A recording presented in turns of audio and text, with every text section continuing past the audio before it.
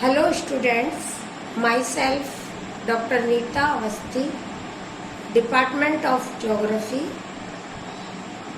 राजकीय कला महाविद्यालय अलवर। बच्चों, आज हम जिस टॉपिक पर चर्चा करेंगे वह है जलवायु यानी क्लाइमेट।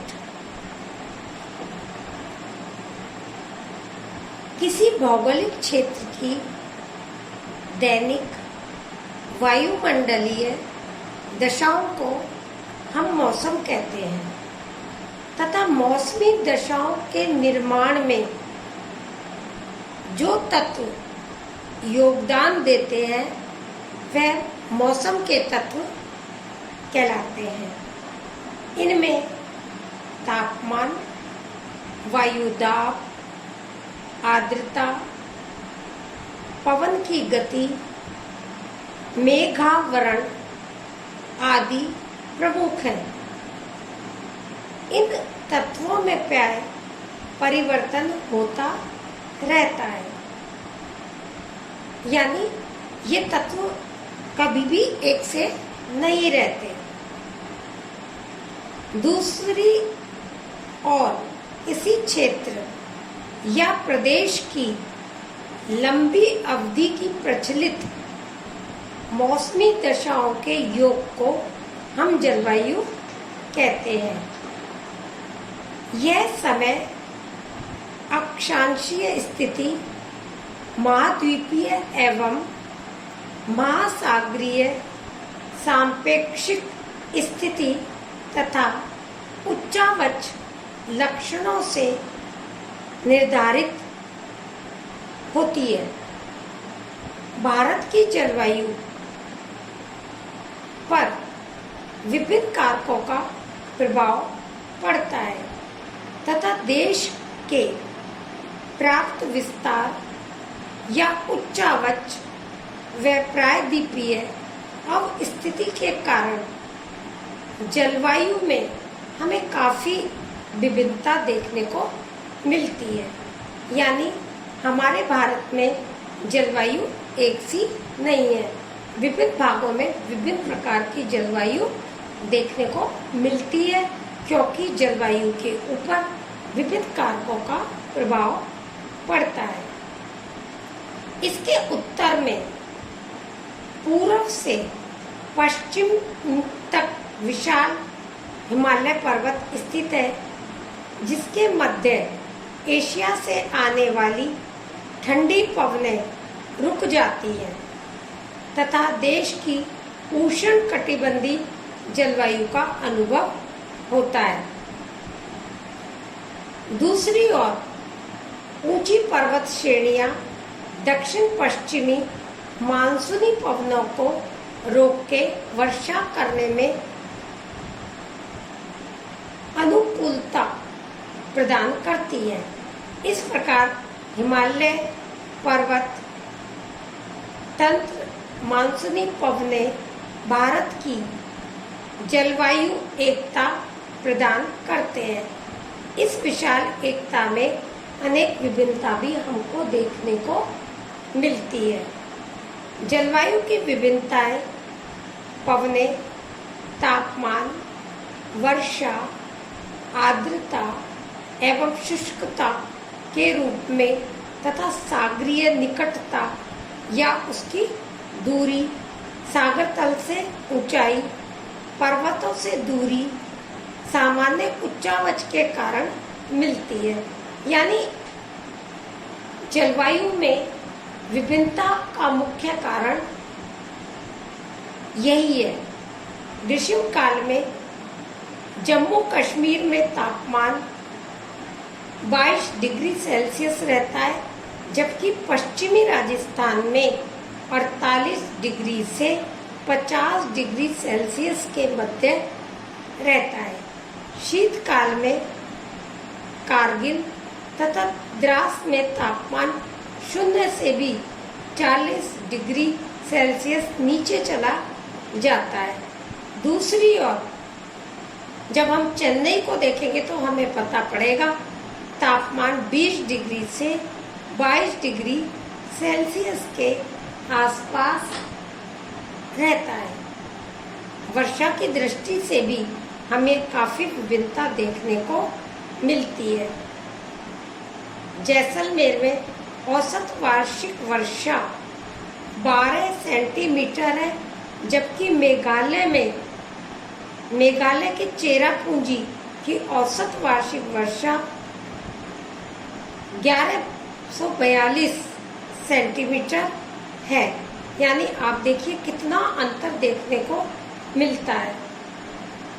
इसी प्रकार जितनी वर्षा 10 वर्षों में जैसलमेर में होती है, उतनी वर्षा गारो की पहाड़ियों में स्थित तूरा नामक स्थान पर एक दिन में होती है। आर्द्रता एवं मौसमी लय की दृष्टि से भी हमें काफ़ी विभिन्नता देखने को मिलती है।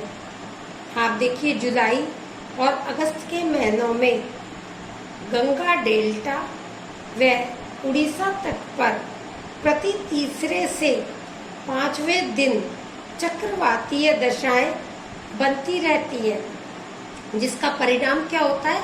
भारी वर्षा होती है।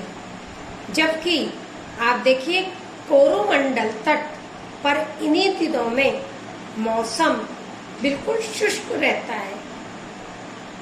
मुंबई के सागर तटीय भागों में ग्रीष्म काल एवं शीतकाल में तापमान में अधिक अंतर नहीं आता, क्योंकि उसके ऊपर समुद्र का प्रभाव पड़ता है। क्योंकि जो स्थान समुद्र के पास होते हैं अथवा जहाँ पर समुद्र होता है, वहाँ सम मौसम रहता है, न तो ऊंचा तापमान ही होता और न ही नीचा तापमान होता है। उसका मुख्य कारण क्या होता है?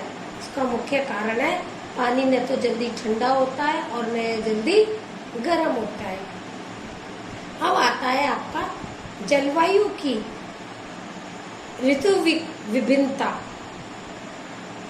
हम देखते हैं भारत में जलवायु की प्रादेशिक विभिन्नता की तरह ऋतुओं के अनुसार भी विभिन्नता पाई जाती है, जिसे मौसम की विभिन्नता ऋतुओं की दशाओं के अनुसार निम्नलिखित रूप में हम स्पष्ट कर सकते हैं।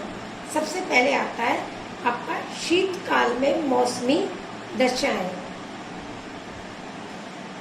यहाँ शीत ऋतु में यानी जनवरी से फरवरी तक सूर्य की स्थिति पृथ्वी के संदर्भ में दक्षिण गोलार्ध पर होती है तथा 22 दिसंबर को सूर्य मकर रेखा पर लंबवत होता है। यानी मकर रेखा पर सूर्य की किरणें लंबवत पड़ती हैं। फलस्वरूप भारत में उत्तरी गोलार्ध में शीत ऋतु के कारण उच्च भार का केंद्र बन जाता है तथा संपूर्ण उपमहाद्वीप में स्वच्छ आकाश व मंद हवाएं मिलती हैं। ये मौसमी दशाएं मध्य एवं पश्चिमी एशिया के उच्च वायु दाब से प्रभावित होती हैं, जिसके कारण पवनें भारत में पश्चिम एवं पूर्व में प्रवेश करती हैं। उत्तरी मैदान में शुष्क हवाएं चलती हैं, जो व्यापारिक पवनों के संपर्क में आती है तथा मध्य गंगा तट तक चली जाती है। फलस्वरूप संपूर्ण उत्तरी व पश्चिमी भारत इन उत्तर पश्चिमी पवनों के प्रभाव में आ जाता है। इसका प्रभाव क्या पड़ता है? मौसम काफी सुहावना होता है। इस ऋतु में उत्तरी एवं दक्षिणी भारत में तापमान में सामान्यतः अंतर देखने को मिलता है, जिसके अंतर्गत उत्तर से दक्षिण में जाने पर तापमान में वृद्धि होती जाती है। उत्तर में शीतलहर का प्रकोप भी देखने को मिलता है। शीतकाल में उत्तरी भारत में न्यूनतम तापमान दिसंबर जनवरी में देखने को मिलता है। उत्तर में तापमान 15 डिग्री से 20 डिग्री सेल्सियस तथा दक्षिण में 25 डिग्री से 30 डिग्री के मध्य रहता है। सागरीय प्रभाव के कारण तटवर्ती क्षेत्रों में शीतकाल में तापमान 20 डिग्री के आसपास रहता है। पश्चिमी राजस्थान में रात्रि का तापमान 0 से नीचे पहुंच जाता है।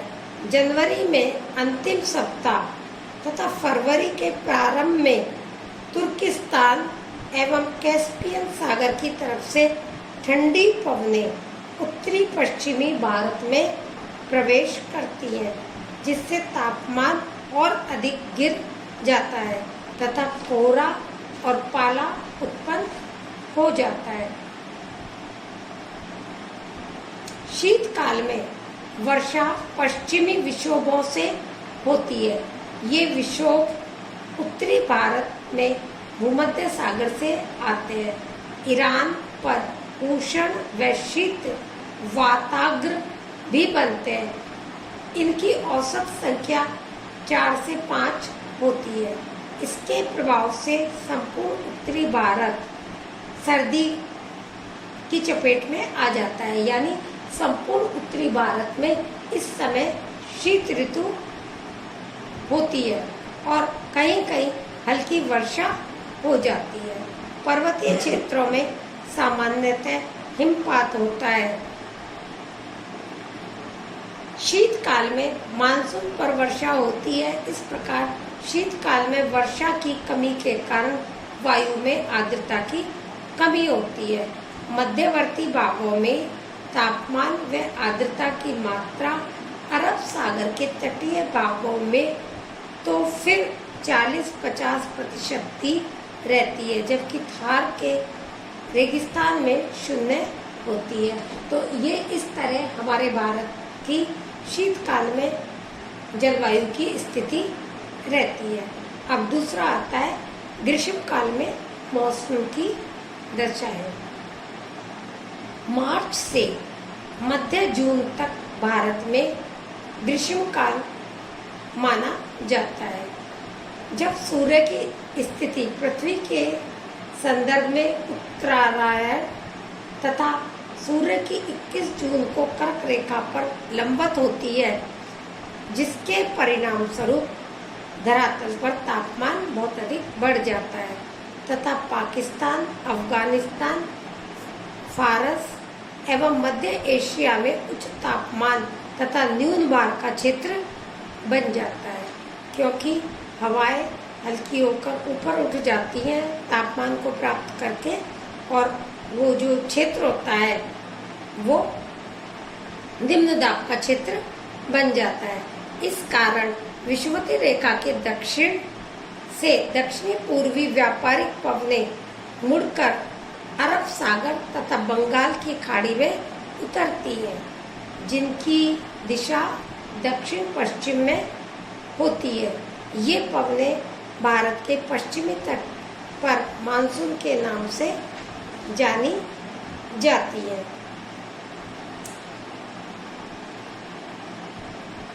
अब आपका आगे आता है कि ग्रीष्म ऋतु के अंदर क्या कारण है कि तापमान जो अपना जो धरातल का जो क्षेत्र है वहाँ पर निम्न वायुदाब बनता है। क्यों? क्योंकि उसका कारण है हवाएं हमेशा तापमान को प्राप्त करके हल्की हो जाती हैं, हल्की होकर ऊपर उठ जाती हैं और जिससे कि निम्न वायुदाब का क्षेत्र बन जाता है। इस निम्न वायुदाब के क्षेत्र में सभी दिशाओं में पवनें आकर्षित होती हैं, जो उत्तरी गोलार्ध के साथ दक्षिणी गोलार्ध की पवनें भी इस ओर आती हैं। ये पवनें लंबी दूरी तक सागर के ऊपर से आने के कारण इनमें क्या होती है? आर्द्रता होती है, क्योंकि ये समुद्र से जल, जो समुद्र का जो जल है उससे नमी ग्रहण कर लेती हैं। सामान्यतः इन पवनों को दक्षिणी पश्चिमी मानसून भी कहते हैं। ग्रीष्म काल में आरंभ में तापमान बढ़ने के साथ स्थानीय पवनें भी चलती हैं, जो दिन के समय उत्तरी भारत में धूल भरी गर्म पवनें चलती हैं, जिन्हें हम लू कहते हैं। कई बार इन लूओं के चपेट में आने से जन धन की काफ़ी हानि भी होती है।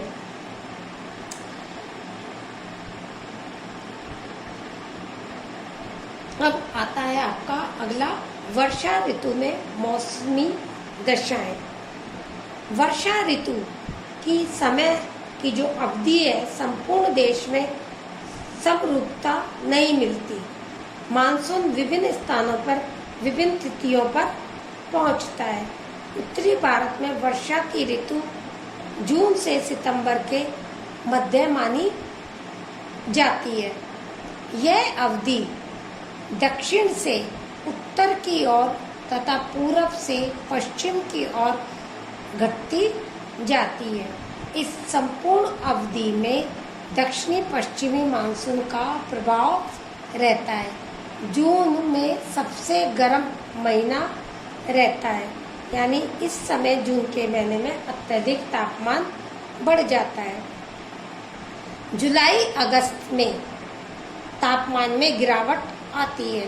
सितंबर में वर्षा के कम होते ही एक बार तापमान फिर बढ़ता है। जून में उच्चतम तापमान के कारण न्यून वायु दाब का केंद्र बन जाता है। फलस्वरूप आर्द्र पवनें इस क्षेत्र की ओर चलने लगती हैं और अचानक वर्षा आरंभ होती है, जिसे मानसून का विस्फोट भी कहा जाता है। दक्षिण भारत के तटीय भागों में जून के प्रथम सप्ताह में आरंभ हो जाती है। केरल के तट पर जून के प्रथम सप्ताह में मानसूनी पवनें वर्षा आरंभ कर देती हैं। मालाबार व कोंकण के तट पर 10 से 15 जून तक वर्षा आरंभ हो जाती है। यह वर्षा निश्चित व निर्धारित न होकर पूर्वा पवनों एवं गर्त चक्रवातों से प्रभावित होती है। इस आधार पर कैनेडियू ने इसे मानसूनी पवनों से प्राप्त वर्षा की प्रवृत्ति को स्पंदमान धाराएं कहा है।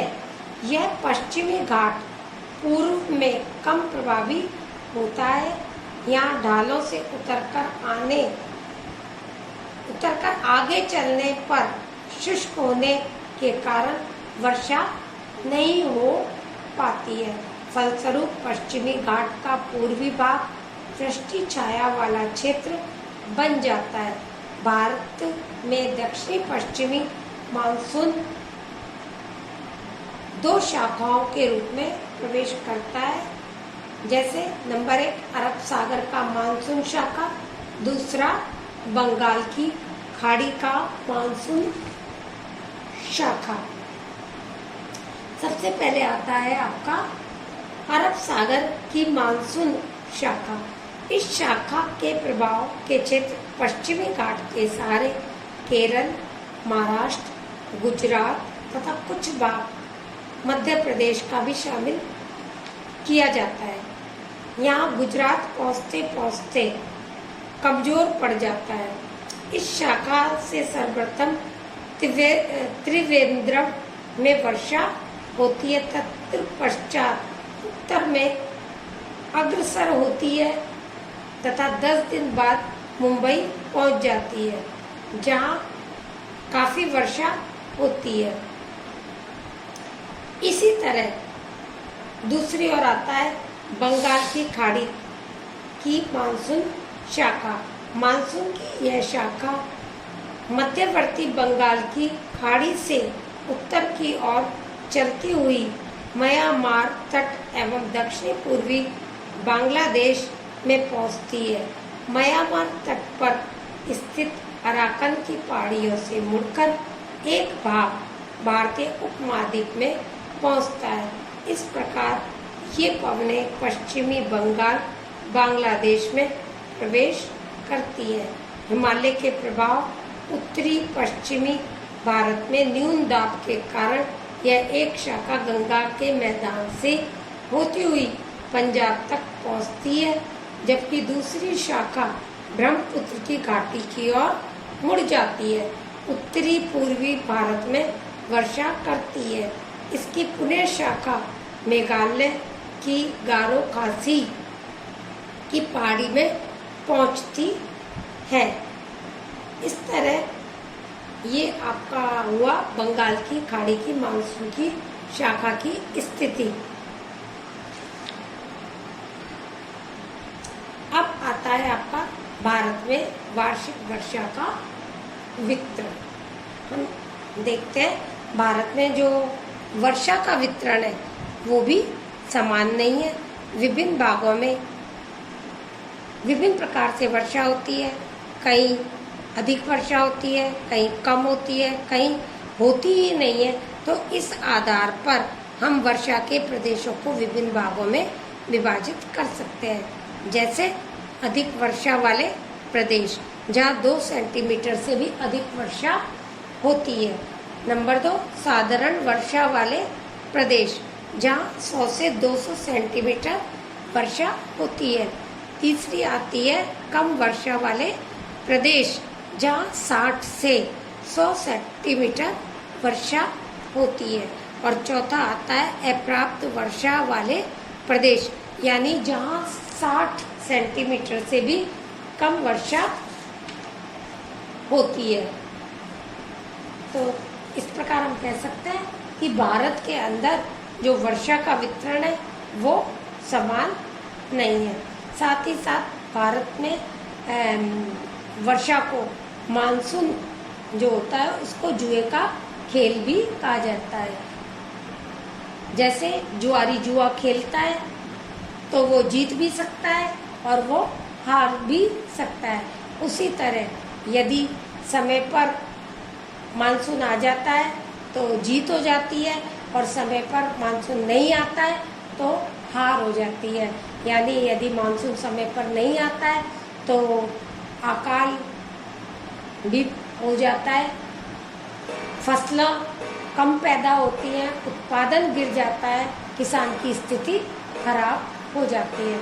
और कई बार क्या होता है, वर्षा इतनी अधिक होती है कि उसका भी प्रभाव इतना खराब पड़ता है तो भी फसलों को नुकसान पहुंचता है। इस तरह हम देखते हैं हमारा जो भारत है, यहाँ की जलवायु है, उसमें बहुत अधिक विभिन्नता देखने को मिलती है। यहाँ की चाहे आप तापमान ले लो, चाहे यहाँ की वर्षा ले लो, सब में अत्यधिक विभिन्नता है। विभिन्न भागों में विभिन्न प्रकार का तापमान पाया जाता है। कहीं तापमान अधिक होता है, कहीं मध्यम श्रेणी का देखने को मिलता है, कहीं बहुत ही न्यून देखने को मिलता है। इसी प्रकार वर्षा कहीं अधिक होती है, कहीं मध्यम श्रेणी की होती है, कहीं कम होती है और कहीं बिल्कुल भी नहीं होती है। थैंक यू बच्चों, आज ये हमारा टॉपिक कंप्लीट हुआ, भारत की जलवायु।